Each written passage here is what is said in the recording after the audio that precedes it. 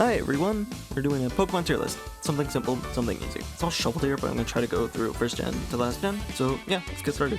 There's not much to talk about. I'm going to get this right out of the gate. Both the first games are F tier. I know. Be quiet! I know that Gen 1 is great. The original 151, all the Pokemon are great. Problem is with the games themselves. They are buggy, glitchy messes. And we don't even need to talk about sleep or wrap. The sleep will put you asleep usual 3 to 4 turns, but then your turn you're waking up, you don't freaking attack. You don't do anything. You just stay. You've woken up. Meaning your opponent, if they're faster than you, just push you straight to sleep. And wrap is a nightmare. As long as you are wrapped, you can't do anything. And your opponent just can keep attacking with wrap over and over until you eventually die. It is just a mess. The gens themselves are great, but if I'm going to play Gen 1, it's going to be on Fire Red or Leaf Green. There is no reason to come back to these two. They are glitchy, they are messy, and I don't mind Rebecca White, but the designs were so weird for this one. Now next we have Pokemon Yellow. Actually, I'll put it C. The main issue I have is that you get the Pikachu, but then you can't put away the Pikachu. At least not until like you get Zapdos. Pikachu doesn't work for any of the beginning gyms. You have to go out of your way to get a Mankey, or you have to try to beat the gyms with Pikachu, which is nearly impossible. So I think up next is Gen 2. First we have Silver, and the next one will be Gold. Pokemon Silver, I think, is A tier. They definitely increased everything you did. I think Lugia is a great design. I think they both really did justice after the mess it was the first games. The only problem I have with them, it's not hard to grind levels, but it's hard to like walk around. It feels like sometimes it could take you forever to get to place, and there definitely are leveling problems, especially with a lot of older games when there's not the experience all. Because it doesn't sound bad, but then when you get to later gyms and everything, you can absolutely get squashed if you don't do enough grinding. And if you don't like grinding, then you're not going to really enjoy these games. I'm not saying grinding's horrible, but it's enough to keep it out of like an S tier. S tier is a game where like pretty much every single part of it works really well. You don't have to grind too much, you don't have to work too much, but yet you also can still get this all together. And before we continue any further, these are my opinions. If you think all these 5 are all S tier and everything else is F tier, then good for you. I'm glad for you. This is my opinion. Up next would be the Gen 3 games, I'll start with Pokemon Ruby and Sapphire. I think these are S tier, and the gameplay was great, the legends are great, like everything about this game is just amazing. There's a reason these games are considered to be some of the best in the entire franchise, and it's for a reason. And Emerald is even like above them. It just took these two and then made it better in every way, shape, and form. Emerald is like a gold standard for like anything, ever any game in the future to be better. There's actually Crystal here. Crystal is S tier. Crystal fixed the issues I had with Silver and Gold. Crystal gets the S tier, well, these two gotta get the A tier. And then up next we have the Gen 1 remakes, both S tier again. There's a reason these games are played over and over again, either through emulation or through actually having the cartridge. These two are both really good games. They remade Gen 1, but they fixed every single issue, so then all of a sudden now it is just good games. There are some leveling problems, but it's not enough to undo just the amazement that these games have. There is still an issue with the psychic types, but those are 2 small issues and otherwise amazing games. So now that we're done with Gen 3, let's go to Gen 4.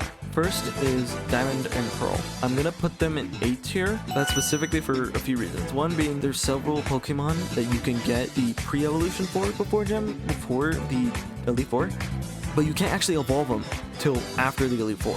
You just get stuck with a slightly weaker Mon, and then there's also the fact that there's like 2 fire types, and then the rest, and then that's it. And not only that, the fire gym leader used 2 fire types, and then I think used a Steelix and a Lopunny. So then moving on to Platinum, S tier. In fact, I think it's better than most of these guys. It's not better than Emerald. Yeah, I don't think it's better than Emerald, but I think it's like as good as Emerald. It took everything that was wrong with these two and made it better, and introduced possibly one of the best legendary Pokemon in the entire game, in the entire franchise, being Giratina. And pretty much every aspect that was wrong with these two were fixed. You can get the Evos, you get the routes, you don't have to grind as much. It is just better overall in every way, shape, and form. Now that we're on that, we're going to Gen 5. As we go into Gen 5, before I say anything else, these were the main games I played first. These were the games I got my shiny starter in, or shiny Leavanny in, and they were the games where I first got to play online. So while everyone may not agree with this, I think they're all S tier. I think they're all S tier above Emerald and Platinum, because these were the games I got to play with people online, and they have great story, they have great legendaries, they have great Pokemon, I do think these weren't really needed, but it still just showed just how much more there could be. They introduced the shiny legendary, or the shiny Pokédex. They had Great Pass, they created all new Mon, they created everything from scratch, and then the second one then just made that and took it all and made it so much better in every way, shape, and form. More story, more characters, how the castle appearing out of the ground after you beat the Elite Four, only to find out that N became champion. Everything is just, it is amazing. They are S tier and they always will be S tier for me. I know some people say that they have some uninspired ideas, but come on. Gen 1 had a pile of trash and a bat and a rock snake. I don't want to hear about bad ideas. You can't just get, no, these don't count because it's a game. No, it does not matter. Hey guys, quickly before this video continues on any forward, if you guys have been enjoying the video, make sure to like and subscribe. It helps me out a lot, and it helps feed the algorithm. And if you guys want to come and watch me live and possibly be in the video, who knows, you guys can come over and check my Twitch. I'll have it linked in the description, and I try to stream whenever I can. So yeah, back to the video. Bye bye. Up next, we have Soul Silver and Heart Gold. These games brought back Gen 2, made the running better. They added the mystery egg. They had online. It was all there. They took what was the few problems that were in this and then made them all so much better. It is another S tier game, and again, another one of those games that you will always see constantly played time and time and time again, especially on Twitch, and especially with like Twitch plays, is because of that they're this popular. And then now, I think on Gen 5 would be Gen 6. To be honest, I think Y is S tier and then X is A tier. And the reason I separate them is purely based off of the legendary. Yveltal was a great, cool design legendary, I think, in my opinion. The fairy type was needed, the dragons were overrunning the meta, and they changed it. I hate X more, purely because of Xerneas. The gameplay and everything else is the same pretty much, except for Xerneas. The reason I hate Xerneas is that if you're a competitive player, you know what nightmare this thing is, and it's coming back. In Champions, once I saw Champions had connected again, this monstrosity is coming back. It is one turn, 2 stats setup, legendary that one-shots pretty much everything that can't deal with it. It's a nightmare. A lot of the other stuff has been balanced, but this Mon in particular is still gonna be a nightmare. The only way I think they can fix it and would actually move it up is if they made it so the Mirror Herb did not work on a signature move. If they did that, then it would be S tier. But because of this one Mon that they introduced that completely destroyed the meta for years, I can't see this thing anymore. After that, we had Omega Ruby Alpha Sapphire. Again, S tiers. They took everything from Gen 3 and then improved it in every way, shape, and form.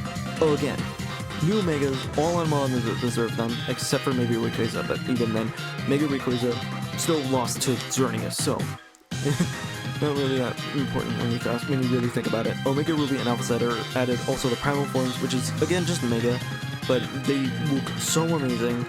And I think, and they added Zinnia, they added the whole Deoxys fight in space, they added so much more. They added so much more. And then we get to the Let's Go games. These are B tier for me. It's like revisiting again, but you get stuck with a partner who's kind of weak. You can't really replace him. The shiny hunting method is everything, and pretty much everything in this game is just It's like, we really need this type of game. They're definitely not as bad as the originals, but they're not like near A tier status. They're definitely B tier. They definitely are better, but they're not, awesome. They're not games people constantly talk about and replay. And there's a reason for that. Sun and Moon, and then Ultra Sun and Ultra Moon. I think that Sun and Moon are A tier. Z moves are a great gimmick. Legendaries look awesome. Ultra Sun and Ultra Moon are in a situation of they took these games and they made everything better. I think they're equal to Emerald and Platinum, in my opinion. I think they're equal to Emerald and Platinum.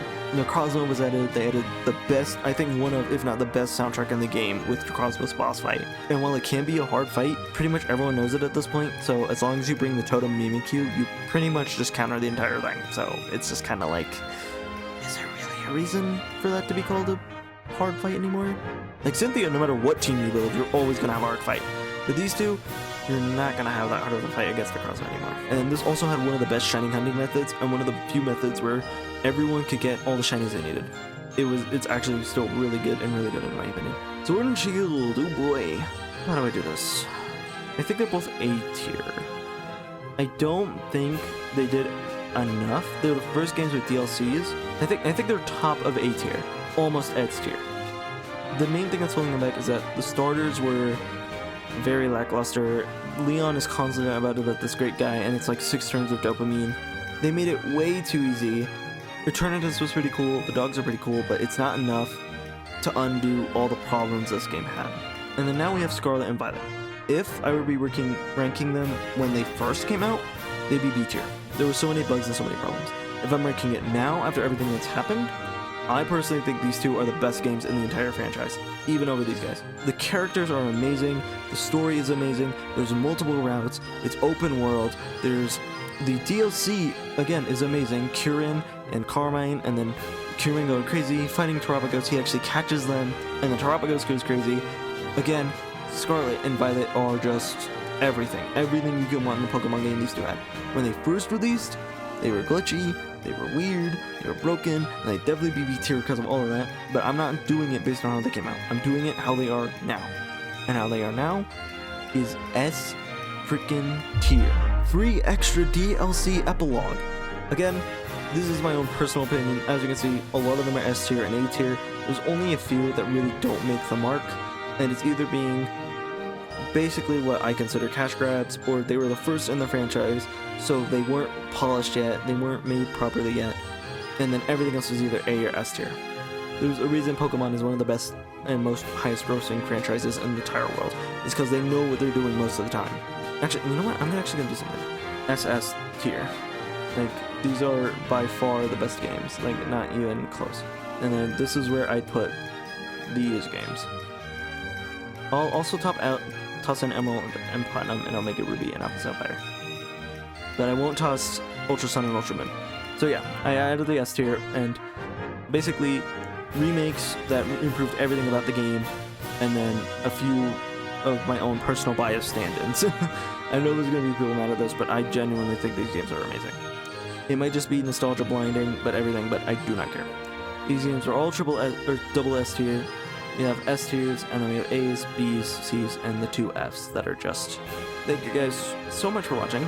Again, for like the 7th time, this is my personal opinion, okay? This is what I think. If you guys want to say what you think, that's fine. Just don't be savages in the comments because I put these 2 in F tier. Either way, thank you guys so much for watching. I'll see you next time. Bye bye.